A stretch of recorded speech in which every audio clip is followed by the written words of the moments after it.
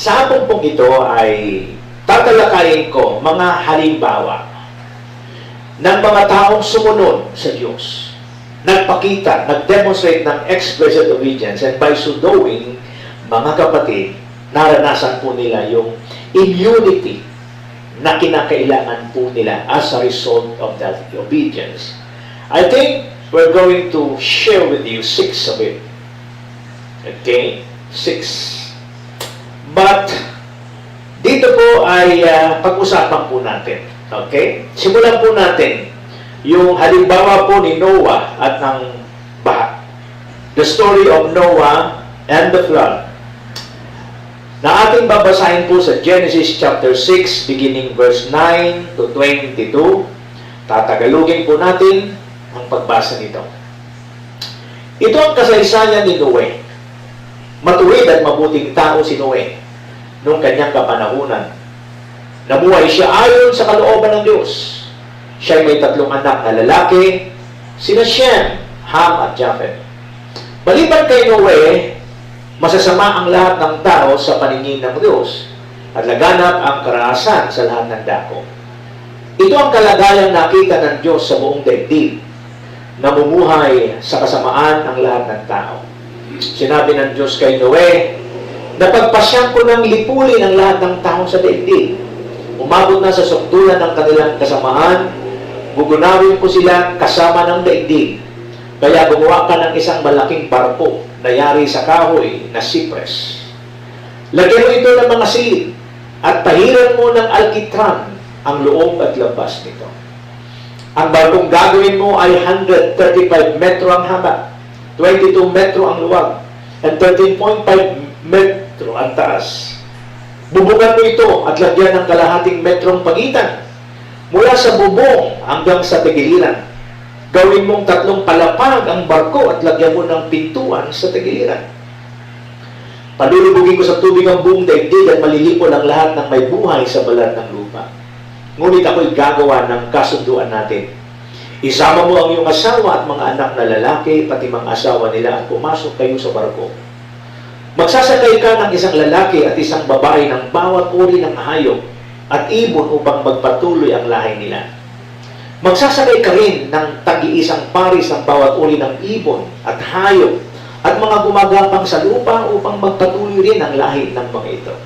Maglaan ka ng lahat ng uri ng pagkain para sa inyo at sa kanila. At ginawa nga ni Noe ang lahat ng iniutos sa kanya ng Diyos. Yun po ang highlighted scripture na pag-aaralan natin. At ginawa nga ni Noe ang lahat ng inuutos sa kanya ng Diyos. Alam po ninyo, bago bunawin ng Diyos ang mundo sa pamamagitan ng baha, mayroon ang nasa plano, mayroon ang nasa isip ang Diyos. Para saan? Para po i-preserve ang pamilya na pagmumulan ng panibagong lahi. Now, alam mo natin what qualified Noah and his family to be preserved so that they will be the one again to start a new race is that Noah lived in righteousness. And that is why Noah found favor with God. Pero nakita ko, ang katuwiran ng pamumuhay ni Noe ay hindi lang po siyang naging dahilan. Pag-uusapan po natin bago matapos to yung living a life of righteousness. Kundi may isang aspeto sa buhay ni Noe na naging dahilan kung bakit siya at ang kanyang pamilya ay na-immunize. Okay?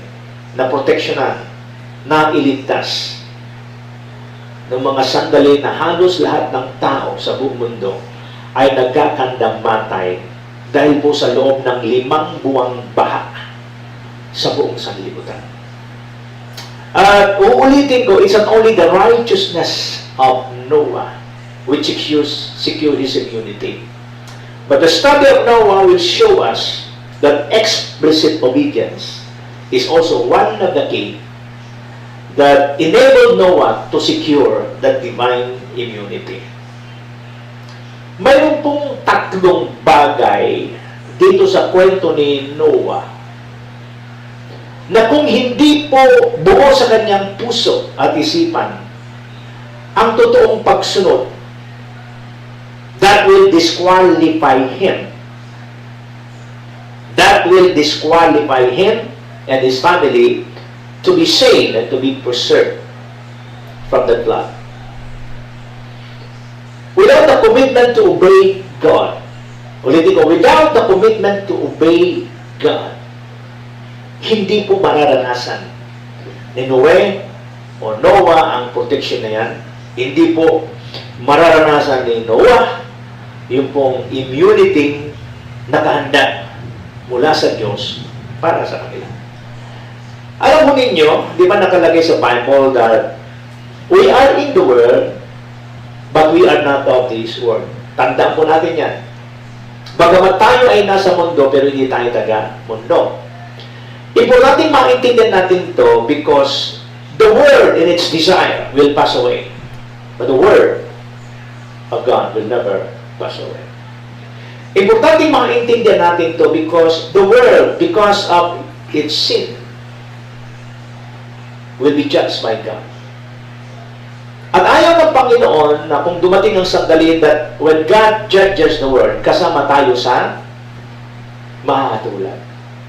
That is why all these stories na aking tatalakayin sa inyo about walking in explicit obedience that will cause us or guarantee divine immunity ay ating pong pakinggan at mayroon tayong dapat matutunan so that upon learning the principle, applying it in our own life, just like that, we'll be able to experience immunity that God has given to them.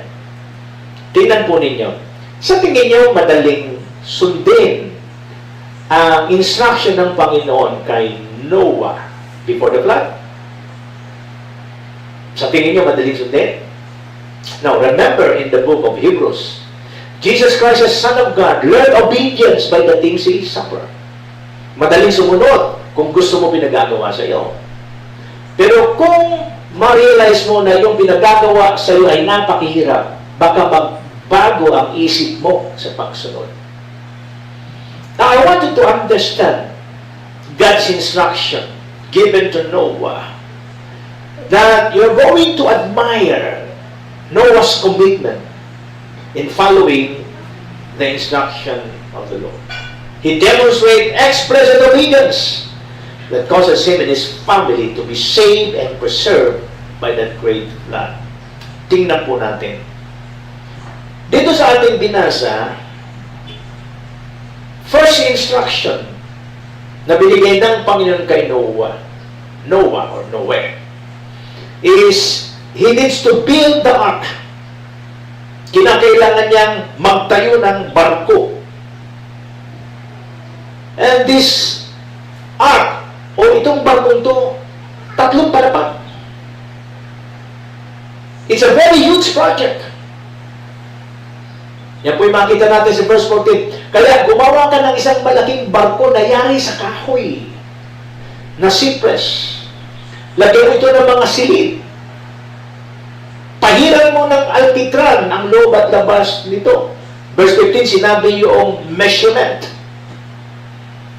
At ang sabi ng verse 16, bubungan mo ito at lagyan ng kalahating metrong pagitan mula sa bubong hanggang sa tagiliran. Gawin mong 3 palapag ang barko at lagyan mo ng pintuan sa tagiliran. Now, I want you to understand, during that time, ang paggawa ng barko ay mano-mano. At ang gagawa dito, walang iba kundi siya at ang kanyang mga anak. So, buong pamilya niya lang ang gagawa po nito. Now, pag-arahin po ninyo ang inyong imagination. Do you think it will be easy for Noah and his family to engage in this building project? Tandaan po ninyo, barko ang kanilang gagawin. 3 palapag, maraming pintuan, gawa pa sa kahoy. Think of the ways they're going to secure the timber. Lahat po ng mga troso. I'm sure wala pang power saw. Maaaring may paraan sila noon, pero hindi maiwasang mag-isip ka na lahat ng gagawin nila pagputol ng troso, paggawa ng tabla, mano-mano. Ano pa? Saan sila kukuha ng maraming alkitran para pahiran yung mga pinagdugtungan ng kahoy? Anong gagawin nilang pako o mga pangpapasikip ng bawat kahoy na bumubo sa barko?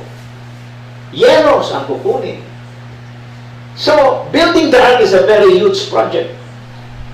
But the Bible says, ginawa nga ni Noe ang lahat ng inutos sa kanya ng Diyos. Verse 22. Gaano man kahirap, gaano man kalaki, gaano man katagal, here we see the commitment of Noah. The responsibility of Noah. He is so responsible that he was able to finish the project. Second, right after na itayo, magawa ang ark, the second project is what?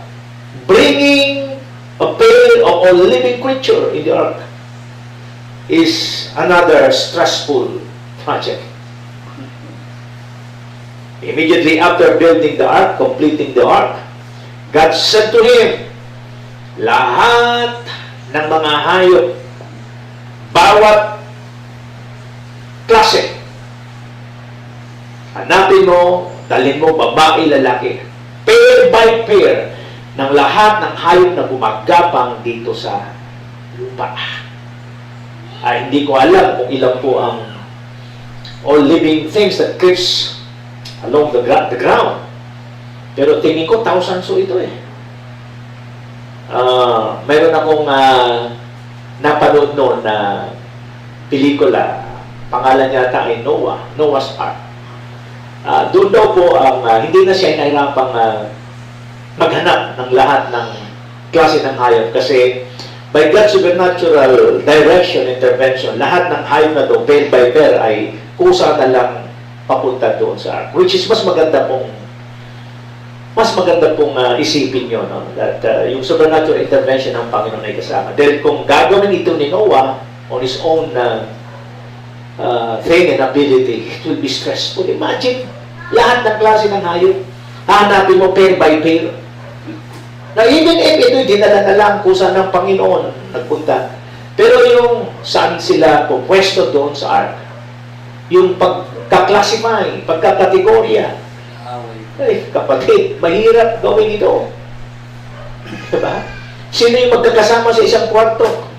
Dahil pag nagkamali ka, pag yan ay nag-away-away, ang hirap pigilan.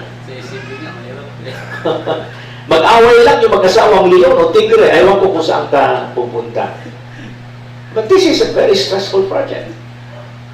At kung ating pong pagbubulay-bulayan, bibilib ka kay Noah kasi nakalagay sa Bible at ginawa nga ni Noe ang lahat ng inutos sa kanya.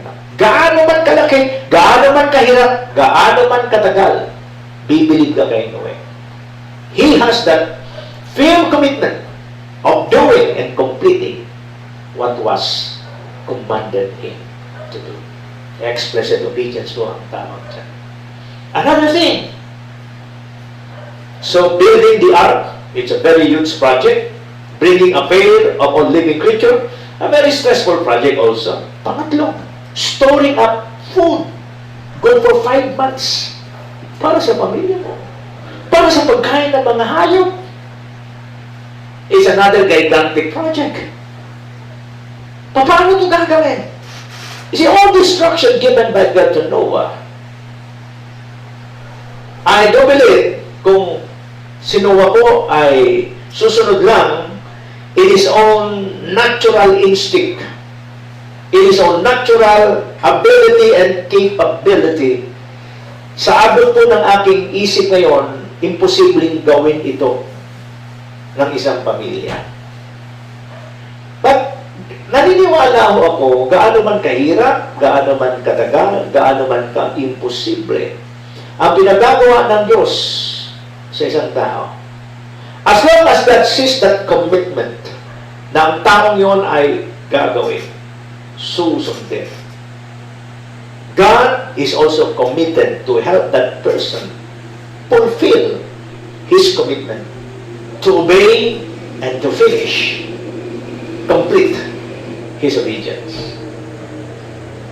Dito makikita ko yung pong pagtayo ng ark, yung pagdadala ng pares-pares ng iba't ibang uri ng hayop, yung pag-iimpok ng pagkain para sa kanyang pamilya, para sa pagkain ng lahat ng hayop na kasama doon sa barko. Bagamat hindi lang siya gumawa nito, kundi buong pamilya. Very clear. Very clear. You can commend Noah and his family of the demonstration of what explicit obedience is. And you know the story. When Noah finished building the ark,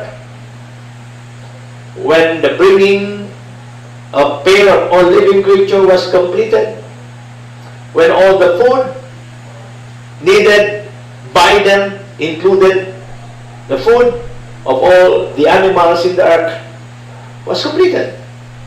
Nagsara na po yung ark. And the rain started to pour out. The deep, yung pong springs of the deep started to flow for 40 days and 40 nights of non-stop rain. 40 days and 40 nights. Ang buong mundo ay napuno ng tubig. Every living creature that creeps along the ground were all dead. Kung may rumampung natirang buhay, walang iba kundi mga isda o mga creature na ginawa ng Panginoon na mabubuhay lang sa tubig. Kaya mayroon ding lesson dyan eh. If you want to survive, if you want to live a life na hindi struggling, stay where God has put you. Kung ikaw ay isda sa panahon ni Noe who tries to live on the ground, di ka magtatagal. So that's the only creature that survived during the flood. Yung mga isda. But the rest of all God's creation who creeps along the ground, they were all died. Except for Noah, except for the animals that are included or staying within that ground. The ark of Noah serves as the immunity of all the people and the animals within that ark.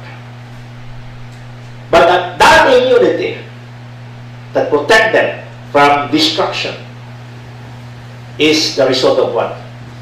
Explicit obedience by Noah.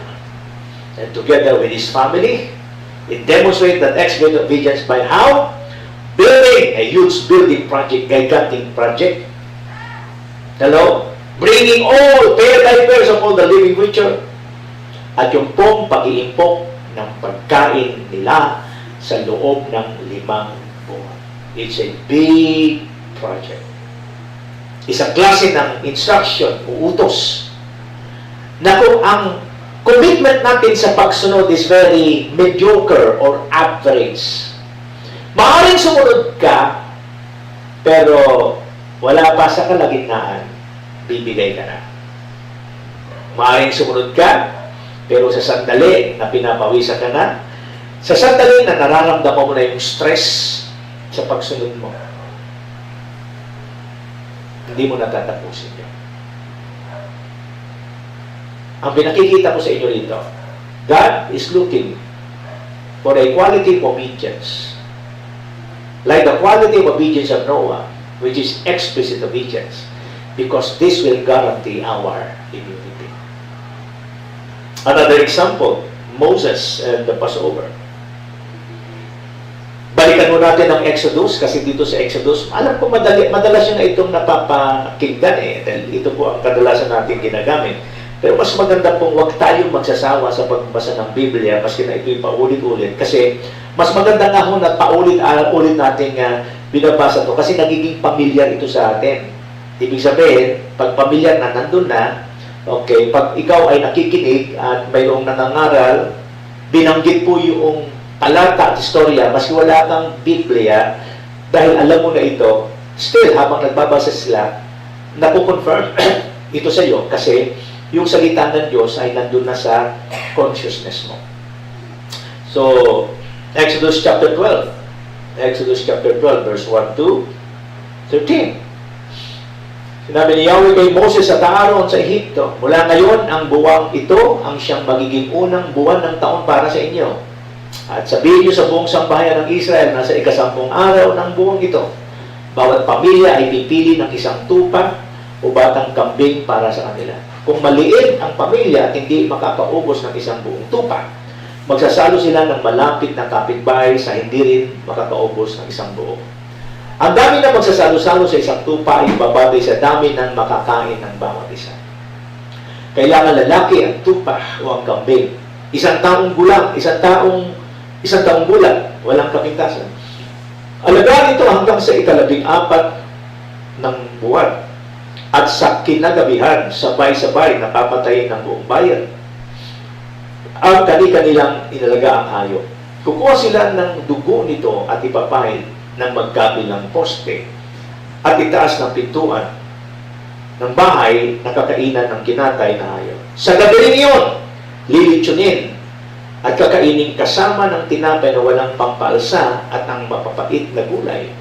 Huwag ninyong kakainin ng hilaw o nilaga ang hayop, kundi lilitsunin nyo ito ng buo, kasama ang ulo, ang mga patpata at ang laman loob. Huwag kayong magtitira para sa kinabukasan. Kung may matira, kailangang sunugin at sunugin kinaumagahan. Okay? Kapag kakainin na ninyo ito, dapat nakabihis na kayo, nakasandalyas, at may hawak na tungkod. Pag madali kayo sa pagkain ito ang Paskwa ni Yahweh.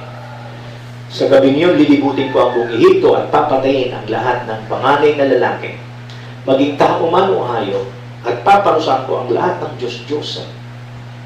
Ako si Yahweh. Ano ang pinapakita sa atin ng Panginoon? Sa kwentong ito, ipinapakita sa atin ng Panginoon, hindi lamang yung kwento kung papaano sila ililigtas, kundi yung preparasyon na dapat nilang gawin para maranasan nila yung preparasyon. Kasama sa preparasyon ay binigyan sila ng instruction ng Panginoon kung anong klaseng hayop ang kanilang kakatayin. Kasama sa prescription at instruction ng Panginoon ay yung gulang ng hayop na kanilang kakatayin. Sino ang kakain? Ano ang gagawin sa sobra? Papaano kung isang pamilya ay masyadong malaki at kulang yung isang kordero o kambing na kakatayin? At ang sabi ng Bible, hindi lang basta-basta tupa o kambing, kinakailangan lalaki. Hindi lang lalaki, dapat walang kapintasan. At ang sabi, kinakailangan ihanda mo ang hayop, kinakailangan alagaan ito at mayroong prescription kung ilang araw, linggo o buwan dapat yung pong gulang nung kakatayin. Matapos katayin, ano ang gagawin doon sa katawang kinatay, pati doon po sa dugo na mabubuhos po pag kinatay po nila. Hindi lang yun. Ano yung dapat na manner ng kanilang pagkain? Ano ang kanilang posture? Kasi pati doon sa pagkain, nasabi ng Bible, see to it. Na kayo ay, nakasandalyas niya, nakabihis na. Yung pag anytime, pag sinabi ng Panginoon, labas na. Wala nang magsasabi sa saglit lang, magbibihis ako. Habang kumakain, sinabi rin ng Panginoon, dapat mayroong mga gulay, anong klaseng tinapay. So, you will see the detail in the instruction. Now, if the people of Israel does not obey according to the instruction God has given them, you think mag-aaksaya ang Holy Spirit na isulat ng mga detalye ito na hindi kinakailangan sundin yung mga instruction. Tandaan nyo, bawat detalye po sa kautosang ito, mayroon po itong pinupoint out in the future.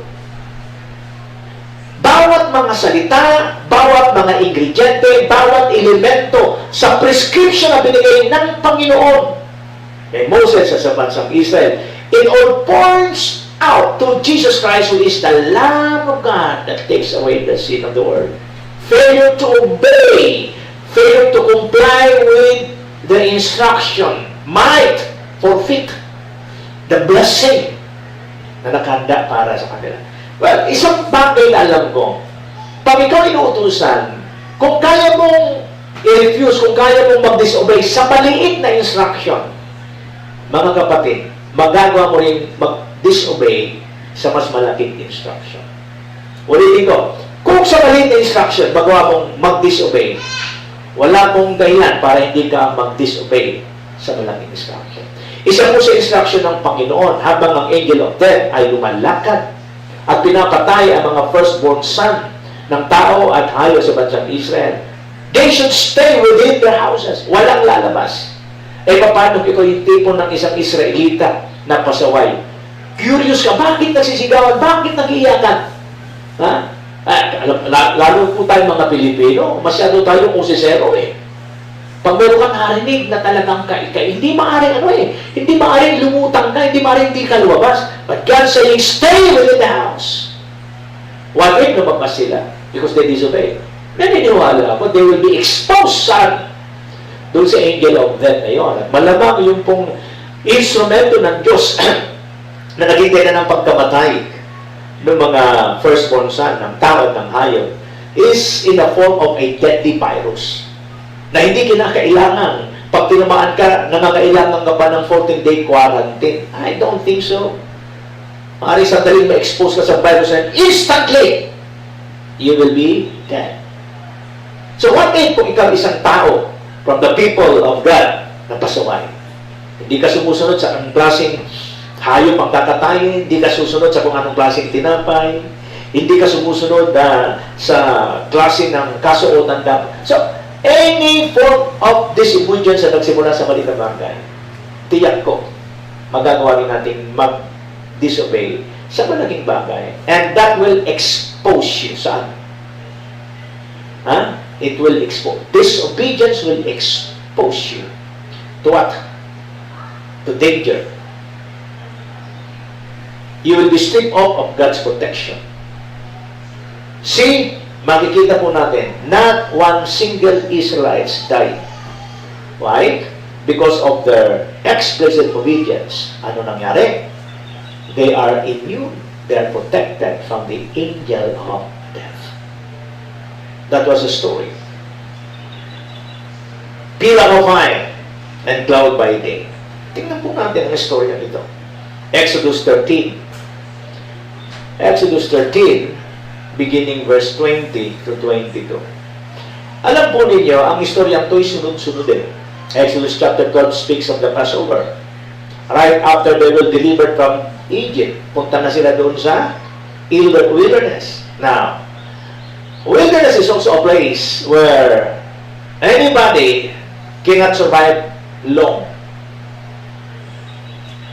Ang wilderness po ay isang lugar na sino mang titira dito sa ilang araw lang hindi natatagal. Tingnan po natin. Exodus 13:20 to 22. Ang sabi ng Bible, lahat ng panganay na lalaki ng mga asno ay tutubusin ninyo sa lupa. 13:20 to 22. 13:20 to 22. Sabi, umalis sila ng Sukot at tumigil muna sa Itam bago pumasok sa ilang. Sa kanilang paglalakbay, araw-gabi, patuloy silang pinapatnubayan ni Yahweh. Kung araw ay sa pamamagitan ng haliging ulap, at kung gabi sa pamamagitan naman ng haliging apoy na tumatanglaw sa kanila. Laging nasa unahan nila ang haliging ulap kung araw at ang haliging apoy kung gabi. Here I want you to see how God protected the people of Israel during those 40 years in the wilderness. Okay? 40 years in the wilderness without God's presence, manifested through the pillar of fire and cloud by day. Wala pong matitira sa kanila. Bakit po? Iba ho yung climatic condition sa lugar na yan. 2005, nakarating po ako ni Israel. Kasama po sa itinerary namin ay pumunta sa iba't ibang lugar at dadaan po kayo sa mga disyerto. Ang disyerto po roon is more on rocks, no? Hindi po mga buhangin. Mga patok, tigang. At naalala ko, buwan mo ng Hunyo noon, June. Nung kami po'y papunta sa Dead Sea, binigyan po kami ng tubig. Eh sabi niya, from time to time, lagi kayong uminom ng tubig kasi hindi nyo alam na di-dehydrate po kayo. Dead Sea is the lowest point on earth. So habang papunta ka ng papunta, araw napakainit. At yung init na yon, siya po yung magsasak. Sisipsip po ng fluid sa katawan mo sa sobrang init. Okay? Pero ang maganda ro, kasi maski mainit, yung damping ng hangin, malamig. Okay? Pero, kung hindi nyo alam yung adverse effect ng environment, akala mo okay ka lang, pero dahil nga malamig ang damping ng hangin sa'yo, sa kabila ng tindi ng init, wala kang kamalay-malay na di-dehydrate ka. So without cloud by day, during the 40 years po sa ilang, tiyak ko, marami ho sa kanila ang may dehydrate, marami ho may heat stroke. Both man and animal, sigurado yan heat stroke. Kasi ang disyerto mo, ang wilderness ng Israel, wala pong gaanong puno. Kung may makita kang green, these are bushes, maliliit na halaman. So, the cloud by day is a protection given to them by God against what? The heat of the day. Pillar of cloud, pillar of fire by night. Ano to? Ito naman po ang protection ng Panginoon sa kanila sa sobrang lamig ng panahon. Sabi ko nga sa inyo, maski mainit ang dampi ng hangin ay malamig. So, hindi lang ito protection sa sobrang lamig ng panahon. Ito'y protection din. Saan? sa mababangis na hayop, lalong-lalo na mga alakdan na nagkalat doon sa ilang. At ang sabi ng Bible sa kanila, just stay within that premise. Huwag kang lalayo, huwag kang lalabas. Because the moment you stay outside of the cloud, the moment you stay outside of the light caused by fire, you are exposing yourself to danger that might cost your life.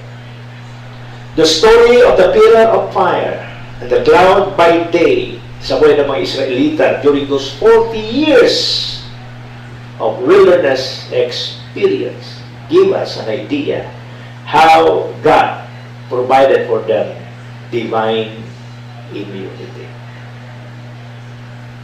Hello? Kaya kung naiintindihan po natin ito, we can pray, Lord, in the name of Jesus. There's so many stories in the Old Testament that provided for them immunity against all those dangers, sickness, death. At naniniwala po ako, kung alam po natin itong mga storyang ito, naniniwala po tayo na magagawa ng Diyos ay provide sa atin ang lahat ito. We can still believe God. In the midst of this pandemic, God is able to protect us.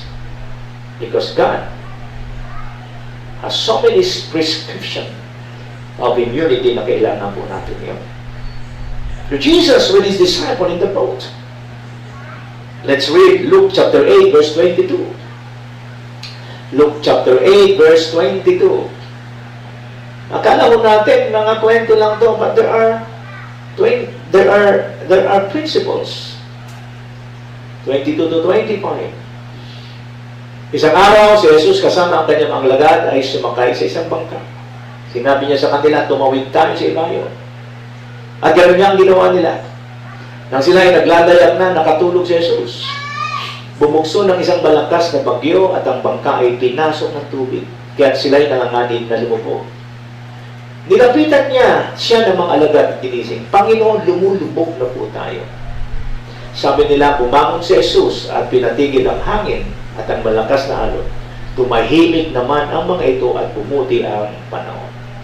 Pagkatapos sinabi niya, nasaan ang iyong pananampalataya? Ngunit sila ay natakot at namangha. Sinabi nila sa isa't isa, sino kaya ito? Inuutusan niya pati ang hangin at ang tubig at sinusunod naman siya ng mga ito. Hallelujah! Praise the Lord! Do you know that Jesus na tinanggap natin bilang Panginoon tagapagligtas? God revealed to His disciple who Jesus is. Sino kaya ito? Inuutusan niya pati ang hangin at ang tubig. Hallelujah! Jesus Christ has the power over nature. At sinusunod naman siya ng mga ito. You think ang ating Panginoon walang control dito sa coronavirus na ating kinakaharap? Hey! Open your heart, open your spirit. God is in total control of everything. Kaya lang ang dapat mangyari sa atin? Tandaan nyo, katulad ng mga disciple, hindi maiwasang magpanik tayo, matakot po tayo, maratel po tayo, ma-shake po tayo. Normal lang yan, tao tayo. But I want you to understand this. As long as you are in the boat with Jesus. Hello? As long as you are in the boat of Jesus, please believe that God will never leave you. God will never forsake you. Bakit natutulog ng mahimbing ang Panginoon? Because Jesus knew who He was. Alam ni Jesus kung sino siya. He has the power over environment. He has the power over nature. So ano bang mangyari? Even if the water are now starting to come in to the ship, because Jesus knew who He was, He was not in panic. Kaya niyang matulog. Mayroong awitin sa Sunday school, with Christ in my vessel, I can smile at the storm. Smile at the storm. Smile at the storm, with Christ in my vessel, I can smile at the storm. Alala niyo yun? As long as we put our trust in Christ, as long as we stay within our primary assignment, as long as we live near the presence of God, whatever things happening outside of us, kaya nasabi diba sa Psalm 23, though we walk in the valley of shadows of death, I will fear no evil because thou art with me. God's presence in us, our commitment to stay and follow His order, will secure the divine immunity. Jesus is the same yesterday, today, and forever. Alam niyo kung paano i-review ang lahat po ng pagmumulan ng ating kabagabagan, katatapatan, at lahat ng mga bagay na nagpapahina po sa ating kalooban. He knows what to do. Elijah and the widow of Sarephat. First King. Punta tayo sa First King. Sabi ng Bible, you shall know the truth and the truth will set you free.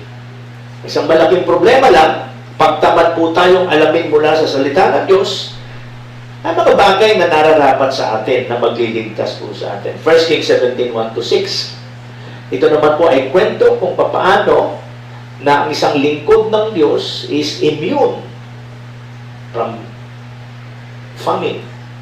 Isa pong epekto ng coronavirus ay, gutom. Maraming mawawala ng trabaho. Alam niyo, kung hindi tayo inayudahan ng gobyerno, lalong-lalo na sa mahirap, marami pang magugutom. At pag mga tao nagutom, the society will be in chaos. Dito po sa istoryang ito, you will see how the Lord gives immunity to Elijah so that he will be protected from famine na nagiging dahilan ng kamatayan ng mga tao sa kanilang panahon. Tingnan nyo to. 17, 1 King, verse 1. Sila sa isang propetang taga-Tisbe sa Gilead. Sinabi niya kay Ahab, saksi si Yahweh, ang buhay ng Diyos ng Israel na aking pinaglilingkuran. Hindi uulan ni hindi magkakahamog sa mga darating na taon hanggat hindi ko sinasabi. So, tingnan niyo ang faith dito ni Elijah. Okay? Pag sinabi ni Elijah na hindi uulan, hindi magkakahamog sa mga darating na taon, mangyayari o hindi mangyayari? Mangyayari. Sabi rito, saksi si Yahweh ay buhay na Diyos ng Israel na aking pinaglilingkuran. Hindi uulan ni hindi magkakamok sa mga dating na taon hanggat hindi ko sinasabi. So, dito, malinaw that Elijah received a word from God, a prophetic word about what? The coming famine. Once Elijah spoke the word, talagang hindi magkakaulan. And Elijah already spoke the word. Question. Kung kaya ni Elijah na magsalita, ideklara kung ano ang word ng Lord, hindi ulan nangyari. Hindi ba kaya rin ni Elijah magsalita, magkaulan? Hindi ba kaya? Kaya. Kaya lang, kung sinabi niya magkaulan, hindi sinasabi sa kanya ng Diyos, ay hindi mangyayari. Bakit? When we declare only the things that God has spoken, yun ang iba-back up ng Diyos. But the moment we try speaking and declaring things that the Lord has not spoken to us, walang obligasyon ng Diyos para gawin ito. So at this point in time, ang sinabi lang ng Panginoon kay Elijah is what? There will be what? Famine because hindi uulan.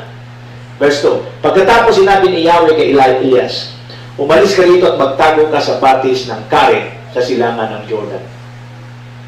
Mainom ang tubig sa batis at may inutusan akong mga uwak na mag-atid sa iyo sa pagkain. Sinunod nga ni Elias ang sinabi ni Yahweh, lumakad siya at nandirahan sa may batis ng Karet sa silangan ng Jordan. Umagat hapon may mga uwak. Imagine that, umagat hapon may mga uwak na nagdadala sa kanya ng pagkain. Wow! At sa batis naman siya umiinom. Ngunit dumating ang panahon na natuyo na rin ang batis, kaya sinabi sa kanya ni Yahweh, umalis ka rito, pumunta ka sa Sarepta, sa lupain ng Sidon. May inutusan ako isang byuda na magpapakain sa iyo. Pumunta nga siya roon at nang papasok na siya sa pintuan ng lungsod, nakita niya ang byuda na namumulot ng panggatong. Sinabi niya sa babae, maaari mo bang makiinom? Alis na ang babae upang ikuha siya ng tubig ng bago niyang sabihin, kung maaari, bigyan mo na rin ako ng kapirasong tinapay. Sumagot ang babae, saksi si Yahweh, ang inyong buhay na Diyos na wala kaming tinapay. Mayroon pa kaming konting harina at ilang patak na langis. Namumulot nga ako ng panggatong upang lutuin iyon at makakain man lamang kami ng anak ko bago kami mamatay. So, this is the mindset of the people living during that famine in the time of Elijah. Bagamat nakakakain, pero alam na napaubos na. At sa sandaling maubos na yung huling pagkain, mamamatay at mamamatay rin lang. Ganun ho katindi yung taggutom. Alam nila kung ano yung huling hapunan bago mamatay. Sinabi sa kanya ni Elias, huwag kang mag-alala. Pumunta ka na at gawin mo ang iyong sinabi. Ngunit ipagluto muna ako ng isang maliit na tinapay at pagkatapos magluto ka ng para sa iyo. Sapagkat ganito ang sabi ni Yahweh, Diyos ng Israel, hindi niyo mauubos ang harina sa lalagyan at hindi rin matutuyo ang langis sa tapayan hanggat hindi sumasapit sa takdang araw na papatakin na ni Yahweh ang ulan. Ginawa nga ng babae ang utos ni Elias at hindi naubos ang pagkain ni Elias at nang mag-ina sa loob ng maraming araw. Hindi nga naubos ang harina sa lalagyan at hindi rin natuyo ang langis sa sisiglan, tulad ng sinabi ni Yahweh sa pamamagitan ni Elias. Hindi nagtagal, okay, hanggang 16 lang, hindi nga naubos ang harina sa lalagyan at hindi rin natuyo ang langis sa sisiglan, tulad ng sinabi ni Yahweh sa pamamagitan ni Elias. Another thing that we can get from this story is the immunity from famine. Paano na iligtas ng Panginoon ang mag-inang ito, itong biyudang ito. See, una, makikita ko natin how God protected Elijah from famine. And the way for that protection or immunity to be experienced by Elijah is for him to be sensitive and obedience to the word of the Lord. The key to Elijah's survival is hearing and obeying the word. Nakita niyo, sa simula pa lang, di ba? Nangungusap na ang Diyos. Doon pa lang sa mga naunang talata, verse 3, umalis ka rito at magtago ka sa batis ng karet. Sinabi ni Lord kung saan siya makakuha ng tubig. Sinabi ni Lord kung saan siya dapat pumesto para mayroon po siyang access. Saan? Sa mga uwak na magdadala sa kanya ng pagkain. Alam nyo, during this lockdown, hindi ho kayo magiging malaya o hindi na naging malaya para pumunta sa mga lugar na pagkukunan natin ng pagkain. Dahil po, lalo na kung wala kang quarantine pass. Pero, if you know how to listen, if you know how to obey the Word of God, hindi po magiging problema yan. Kasi kung hindi mo man kayang lumabas, ang Diyos ang pagpapadala ng uwak o ng instrumento. Nawala na yung uwak, natuyo na yung batis sa pinagkukunan ng tubig. Another instruction, ang sabi ng Panginoon kay Elijah, pumunta ka saan? Sa Sarepta, sa lupain ng Sidon. Bakit? May inutusan ako isang byuda na magpapakain sa iyo. Na ang problema sa byudang ito, huling pagkain na rin lang, huling apunan na rin lang. Pero maganda rito, maski na ho, byuda na, huling hapunan na rin lang, nandun pa rin po yung magiging susi ng babala. So both Elijah and the widow, both of them experienced what? Immunity from famine. Immunity from gutom. Immunity from untimely death. How? By explicitly obeying the word of the Lord. Ang sabi ng Bible sa verse 16, hindi nga naubos ang harina sa lalagyan at hindi rin natuyo ang langis sa sislan, tulad ng sinabi ni Yahweh sa pamamagitan ni Elias. Kanina ho, I think nung talakayin ko yung releasing your tithes, alam ko maraming church na naapektuhan ng tithes and offering. Sa matagal na panahon, 2.5 months, affected po ang pasok ng tithes offering. Ang ibig din sabihin nito, maaaring naapektuhan ang buwan ng allowance ng inyong pong pastor. Ako po yung mangungusap sa mga elders, sa mga decision-making body ng church. See to it na hindi nyo mapabayaan ang inyong pastor. Because whether you like it or not, your pastor is the last person of your home. Just like in the story, Elijah is the last person that brings hope to this widow. Ang ginawa lang po ng widow, sumunod sa utos ng Panginoon, pakainin yung lingkod ng Diyos. Mangungusap ako sa bawat mananampalataya, lalong-lalo na sa inyo na patuloy na nakikinig sa live stream na ito, pinagpapala kayo. Hindi pa ako magpaparinig sa inyo. Pero tuwing ako'y natatapos sa pangangaral at pagtuturo, hindi lang ako, lahat po ng mga pastor na napakinggan nyo, natutuwa po ako sa mga greetings ninyo, sa pasasalamat ninyo. Makinig ko kayo. May I say this a little stronger, mga kapatid? Your thank you is good. But if you know that you are in a position, you have the capacity to go beyond thank you, just do it. Kasi ang sabi ng Galatians 6:6, kung kayo po ay pinagpala ng pagpapalang spiritual dahil sa mga nangangaral sa inyo, at kung ikay pinagpala ng spiritual na bagay, sa pag-apply mo ng spiritual na prinsipyo yun, ikaw ay umani ng material na bagay. Mayroon pong bahagi yung taong nagturo sa inyo. And therefore, don't just say thank you. Share something material, whether food, money, whatever. Kasi pare-pareho tayo nasaan? Nasa krisis ngayon. Maling isipin Pastor, mas mayaman naman. Pastor, mas nangangailangan ako. Look at this widow. Last Supper nilang mag-ina. The Lord wants to meet the needs of this widow, and the only way for this widow to experience immunity from death caused by famine is to follow the voice of the Lord by feeding the servant of God. Kaya ito po ang aking prinsipyo. Kung hindi maiwasang magutom po ang mga tao sa mundo ito, ang kahuli-hulihang magugutom, walang iba kundi ang mga lingkod ng Diyos. Alam niyo bakit? Ang mga lingkod ng Diyos may matinding employer. Ang employer po ng mga lingkod ng Diyos ay Diyos mismo. So, paano tinutugon ng Diyos ang pangangailangan ng mga lingkod ng Diyos? By speaking to the people that are connected with Him. Sabihin nyo nga sa inyong mga tabi, your thank you is good. Thank you is good. But this preacher needs to be blessed. Hello? Amen. God knows if you say Amen. Ulitin ko, hindi po para sa akin to. Para sa inyo to. God is my witness. Maski tumagal po ang lockdown na to, God is my witness. Okay? The Lord has blessed us so much na tatagal po kami. But for your own sake, you need to do and follow revealed principle for you to receive divine immunity. At ito pong pinag-uusapan natin is what?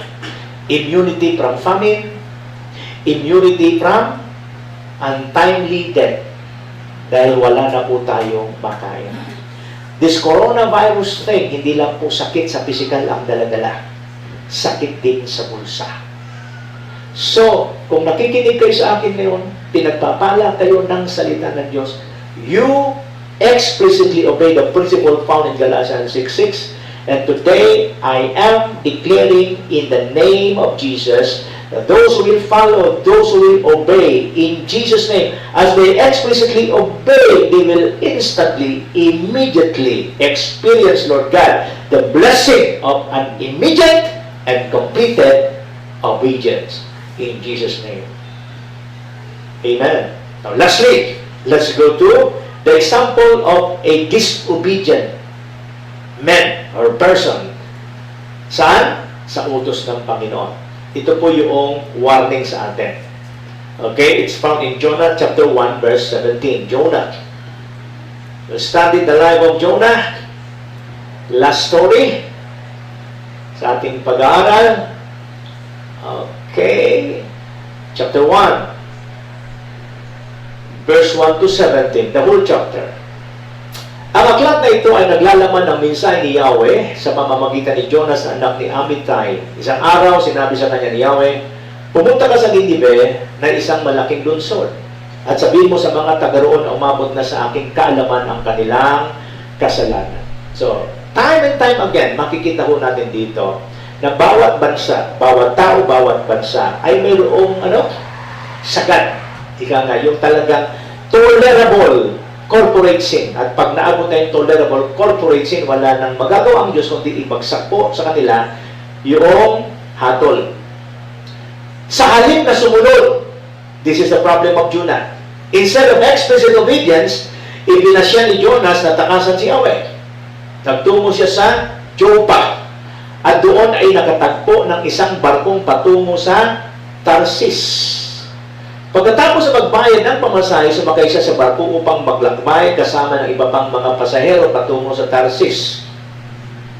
Sa ganitong paraan ay inakalan niyang makakatakas siya kay Yahweh. Ngunit ang sila'y nasa laot na nagpadala si Yahweh ng isang malakas na bagyo, kaya halos mawasak ang barko. Dahil dito, labis na natakot ang mga tripulante, kaya silang lahat ay humingi ng tulong sa kanilang Diyos.